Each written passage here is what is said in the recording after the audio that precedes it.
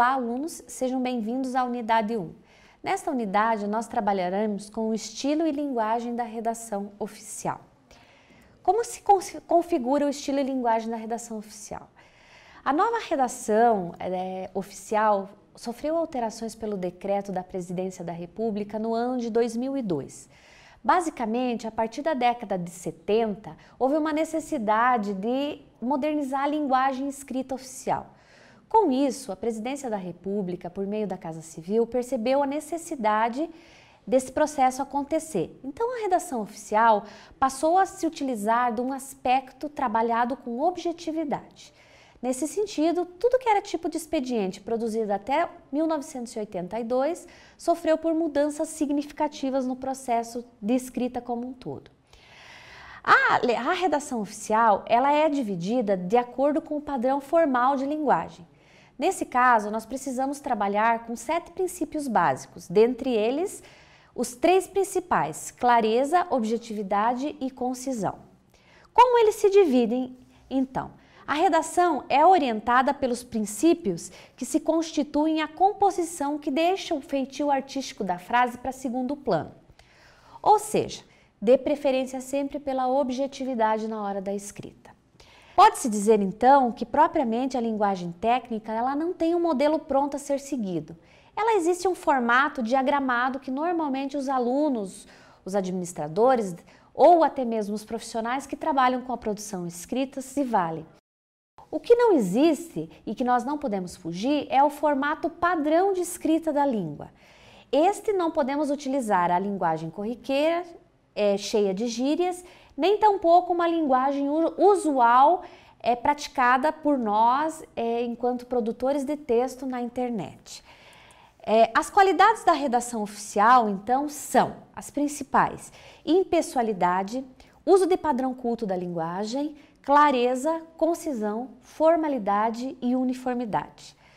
Para que essas características da redação formal possam gerar uma única interpretação, se exigem que o produtor de textos ou o produtor desse expediente administrativo possua clareza no conhecimento do padrão culto de linguagem.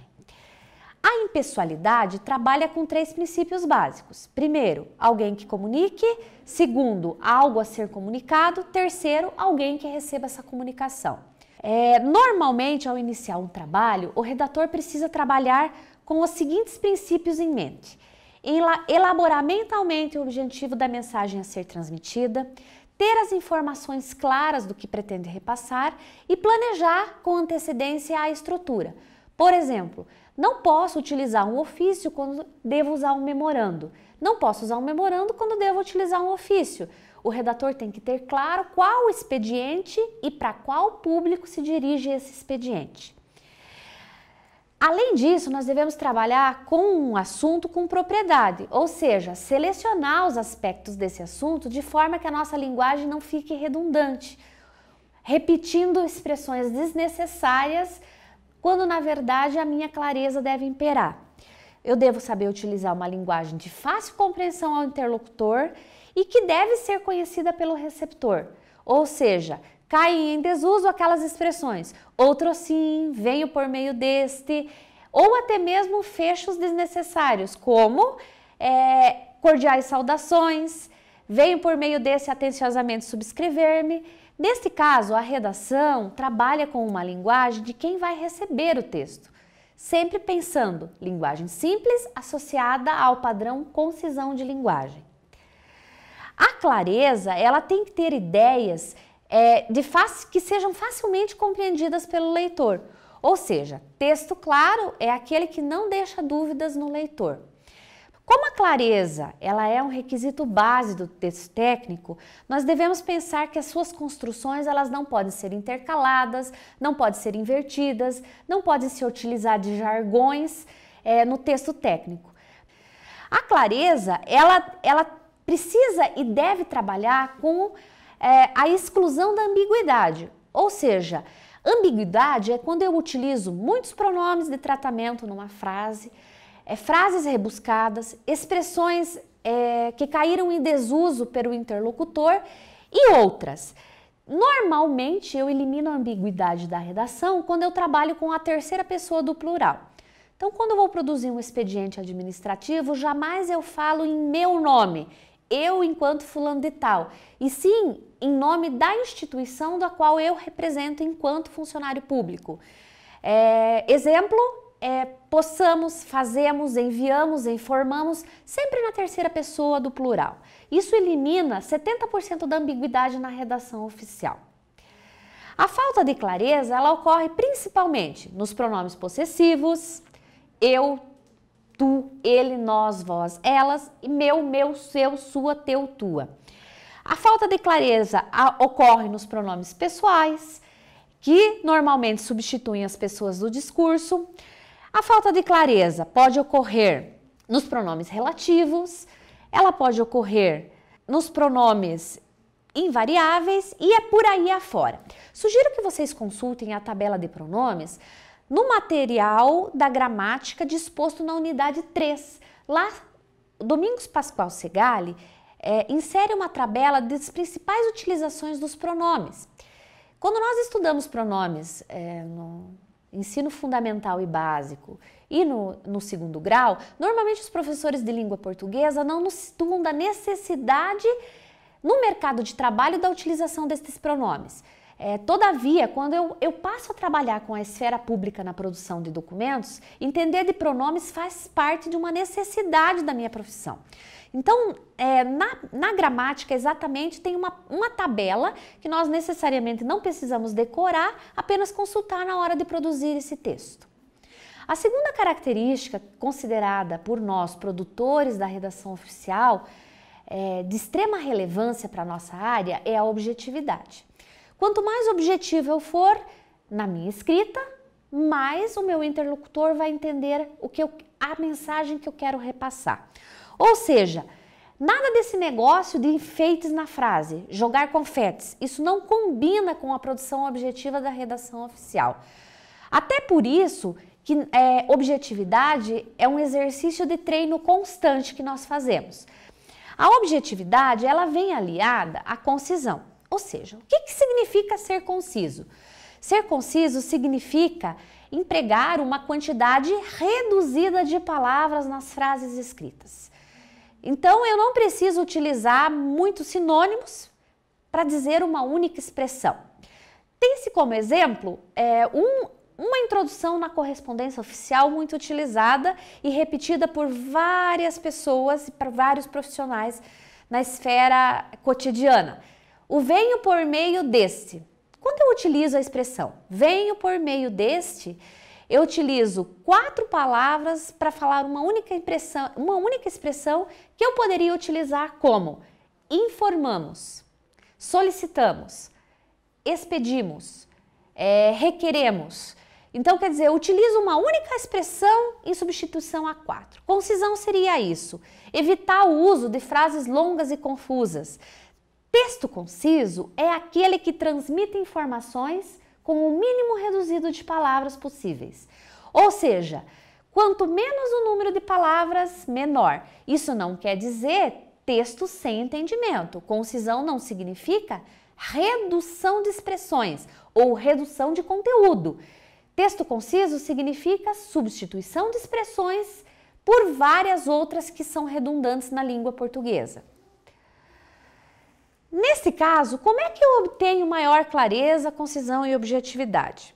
Primeiro aspecto, cuidar para que a mesma palavra não se substitua simultaneamente duas outras já citadas.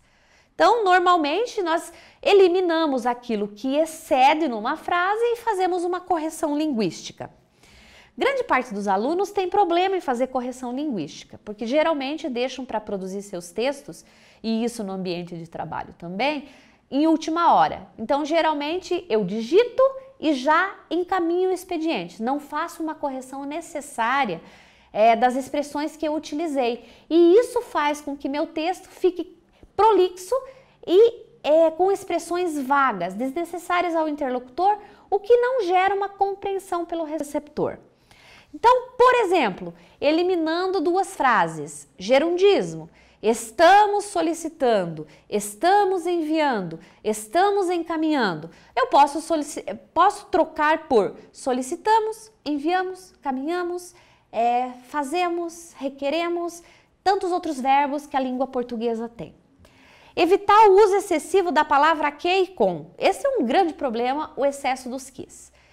Eu vou querer isso, eu vou querer aquilo, eu vou querer Nossa Senhora e por aí afora. Então, a forma preferível é que a gente tente trabalhar com a eliminação dos quês nas frases e substitua por outros pronomes de ligação. Nós temos muitos pronomes de ligação. E, em, por, todavia, contudo, contanto, entre outros. Eu sugiro que na hora de nós produzirmos um texto, a gente procure verificar quantos quês nós utilizamos nas frases. Geralmente faço isso com os exercícios dos quais eu aplico. Para vocês, na unidade 2 e na unidade 3, há vários exercícios de redução dos quês. Reduzir o emprego da sufixação mente, ou seja, tudo é excepcionalmente, tudo é relevantemente, tudo é fora do comum no mente. Nós não precisamos utilizar o superlativo na redação oficial. Nós podemos trabalhar com palavras mais simples, mais diretas e mais expressivas, que falem pouco, mas falem tudo, principalmente no processo de escrita. Substituir palavras por outras.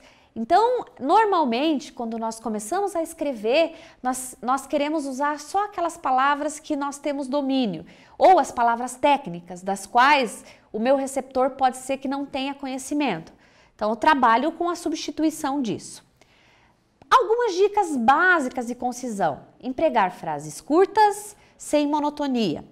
Evitar acumular ideias em um só parágrafo. Não usar frases que dificultem a clareza do pensamento. E, sempre que possível, exercitar a recomposição das frases que escreve. Ou seja, escreveu algo, procure melhorar o algo que você escreveu. Não tenha medo de melhorar este algo que você escreveu. A verbosidade é uma característica do interlocutor de querer dizer de forma complexa aquilo que se pode ser dito de forma simples. Dito de outra maneira, são textos que apresentam informações desnecessárias, ostentam uma linguagem culta nos parágrafos e de difícil acesso ao seu interlocutor. Posso citar um exemplo bem atual, recentemente no Big Brother. O nosso vencedor, Guarapuavano, utiliza verbosidade na fala. Não sei como é a escrita dele, não tive a possibilidade de analisar a escrita, mas na fala ele utiliza expressões verbosas no excesso. Se eu for transcrever as expressões verbosas para a linguagem técnica oficial, eu vou estar cometendo um erro capital. Na redação oficial, eu não posso me pronunciar como o campeão do Big Brother, embora o que ele tenha falado tenha clareza. São expressões utilizadas e num padrão culto de linguagem, não desmerecendo o campeão. Se eu for transcrever isso para minha escrita, eu não posso fazer, porque eu vou estar trabalhando com uma expressão que é considerada pecado na linguagem técnica oficial. Então, quer dizer, o meu vocabulário pode ser sofisticado? Pode, mas ele deve ser simples. Eu devo me colocar na posição do receptor. Será que ele entendeu aquilo que eu quis escrever? Por isso que eu vejo muitas vezes, principalmente no serviço público, a redação oficial não acompanhando a evolução no processo de escrita. Pessoas reproduzindo expressões e mantendo essas expressões como se fossem verdades absolutas, o que não é. Frases e parágrafos longos, já citei. Frases e parágrafos longos dificultam não só a redação oficial, mas o processo de escrita como um todo. Na unidade 3 da disciplina, nós trabalharemos com produção textual, que trabalha justamente com concisão de linguagem. Utilizar construções intercaladas e invertidas. Isso dificulta e transforma a minha frase verbosa. E para isso, eu posso trabalhar com parágrafos que tenham ligações eficazes, posso trabalhar com parágrafos especiais na redação oficial. Dentre eles, eu posso citar introdução e enquadramento, introdução para chamar a atenção, desenvolvimento e fecho. Normalmente no expediente administrativo nós trabalhamos com a utilização de 3 parágrafos simples. Hoje a modernidade da redação escrita não demanda mais tempo das pessoas em ficar lendo e relendo e tentando compreender um conteúdo que fica confuso. Nós podemos trabalhar dentro da redação com outra característica, que é a uniformidade. Ou seja, quais seriam os aspectos de uniformidade? Manter o mesmo padrão de diagramação. Texto uniforme é o que trabalha com tempo gramatical correto, com utilização de números de forma correta, com utilização de símbolos de forma correta, datas, horas, siglas e abreviaturas. Todas essas expressões, elas têm uma maneira correta de ser escritas no texto técnico. Dentre elas, posso citar um exemplo cometido no cotidiano por muitos profissionais, seja da esfera profissional pública, seja da esfera profissional privada. Quando nós utilizamos a abreviação ATT nas nossas comunicações. ATT não existe em língua portuguesa, significa Pay Attention em língua inglesa. Na verdade, se eu quero abreviar atenciosamente, eu devo utilizar a abreviação AT. E o que eu mais vejo no cotidiano são e-mails, memorandos, ofícios e expedientes utilizando a abreviação ATT equivocada, que não existe na redação oficial, nem tampouco em língua portuguesa. A gramática não aceita esse tipo de abreviação. Defeitos de estilo. Nós temos a cacofonia. Por exemplo, quando eu utilizo a combinação de sílabas e termos impróprios. Cito como uma cacofonia muito utilizada, porcadela. Se eu escrever porcadela, eu vou estar gerando duplo sentido na interpretação escrita de um texto. Nós temos também o famoso elo de ligação. As pessoas utilizam muito. Eu vou fazer elo de ligação para isso, elo de ligação para aquilo. Na verdade, se é um elo, já é de ligação. Então, eu cometo cacofonia na escrita e na fala. Na fala, faço um parênteses agora. Até se permite a cacofonia, porque a fala ela é viva e nós nem sempre conjugamos todos os verbos em todos os tempos adequados. Agora, quando eu cometo cacofonia na escrita, eu faço um vício de linguagem inadmissível para a redação oficial. Na unidade 3 e no e-book, nós temos essas cacofonias todas dispostas em tabelas para que vocês possam consultar sempre que necessário. Nos defeitos de estilo, nós temos também a repetição, excesso de repetição de palavras numa mesma frase. Por exemplo, o problema que te aflige é o mesmo problema que sempre te importuna, e por aí afora. Então, a repetição de expressões desnecessárias. Nós temos a questão da aliteração, ou seja, a utilização das frágeis figuras da flora que fazem as flores felizes. Quer dizer, eu utilizo palavras que se repetem e que não têm significado nenhum nas frases. Muitas vezes por questão de verbosidade. O paralelismo, ou seja, não utilizar nexo. A língua portuguesa é tão rica em nexos de ligação e eu não consigo entender porque os alunos sempre utilizam e para tudo. E isso, e aquilo, e acolá.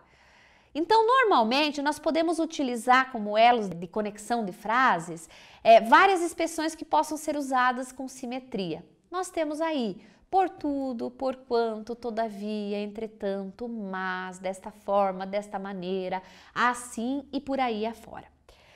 E por fim, nós temos um vício cometido que nós chamamos de pleonasmo, ou seja, repetições de expressões na fala que se transpõem para a escrita. Subir para cima, descer para baixo, entrar para dentro, sair para fora e todas essas que nós cometemos no dia a dia de fala e que transpomos para a escrita. Temos ainda a questão do jargão. O que seria o jargão? A linguagem técnica que é utilizada em determinada esfera administrativa. Por exemplo, a linguagem que eu gosto de denominar juridiquês. Essa palavra não existe no dicionário. A linguagem jurídica é própria do corpo de advogados. O que nós fazemos, às vezes, é transpor a linguagem jurídica para o dia a dia da esfera administrativa. E isso dificulta o entendimento do interlocutor. Então, seja qual for a minha profissão, eu tenho que cuidar com o jargão que eu utilizo. principalmente no processo escrito de redação oficial.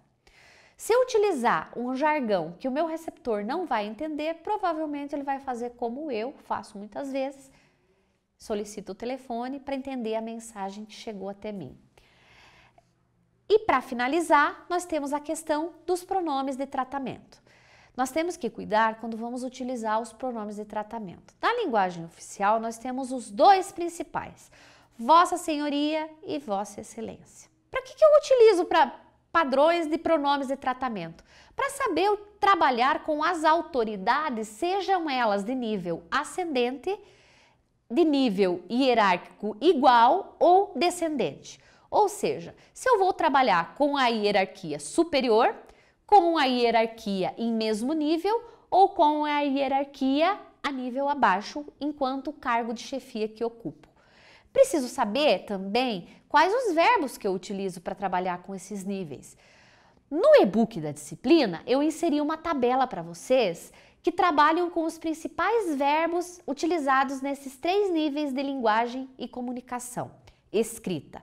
Como, por exemplo, para uma hierarquia superior, eu não posso usar um verbo impositivo. Eu sempre tenho que usar verbos por tentativa. Porque para as nossas chefias imediatas, há todo um processo de convencimento do que eu quero solicitar enquanto redator, não enquanto produtor do texto. Então, eu sugiro a vocês que no e-book da disciplina façam essa consulta prévia desse material. Desde já, agradeço a todos e nos vemos na unidade 2 dessa disciplina. Muito obrigada!